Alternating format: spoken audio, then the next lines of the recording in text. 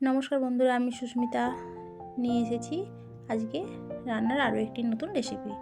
আজকে আমি আপনাদের বানিয়ে দেখাবো কাঁচকলার কোপ্তা। তার জন্য আমি এখানে দেখুন 5টি কাঁচকলা নিয়ে নিয়েছি। এইভাবে আমি আগা ও গোড়া বাদ দিয়ে দিলাম। একটি আলু নিয়েছি, খোসা ছাড়িয়ে নিলাম।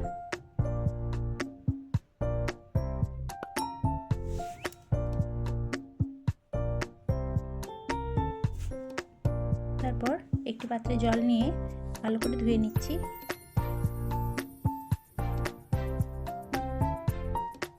সবগুলি সেদ্ধ চাপিয়ে দেব।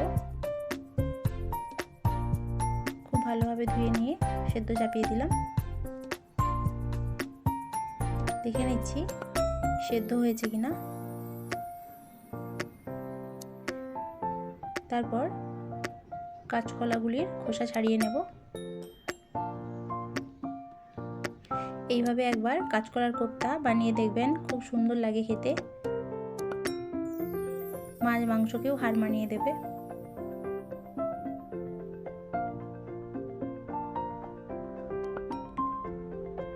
এই অসাধারণ রেসিপিটি একবার ট্রাই করে দেখবেন অবশ্যই। এইভাবে বাড়িতে ছোট বড় সবাই খুব পছন্দ করে।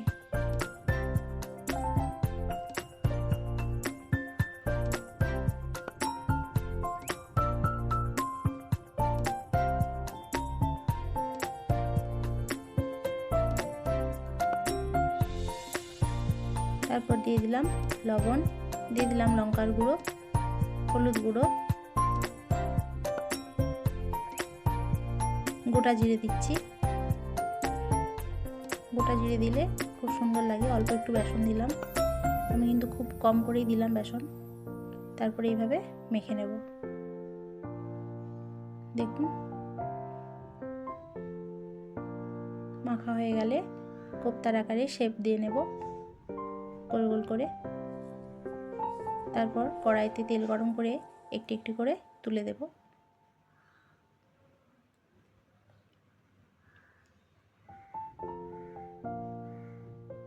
উল্টে পাল্টে ভেজে তুলে নেব। তারপর কড়াইতে আবারও তেল দিয়ে দিলাম শুকনো লঙ্কা ও তেজপাতা, দিয়ে দিলাম আদা জিরে বাটা ও একটু পোস্ত দিয়েছিলাম, একসঙ্গেই বেটে নিয়েছি। দিয়ে দিলাম দুটো টমেটো বাটা।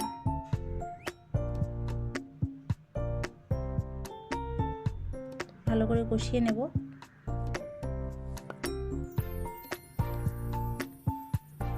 দিয়ে দিলাম লঙ্কার গুঁড়ো, হলুদ গুঁড়ো ও কাশ্মীরি লঙ্কার গুঁড়ো, ধনে গুঁড়ো।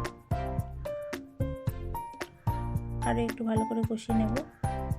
দিয়ে দিলাম লবণ, অল্প পরিমাণ চিনি দিলাম।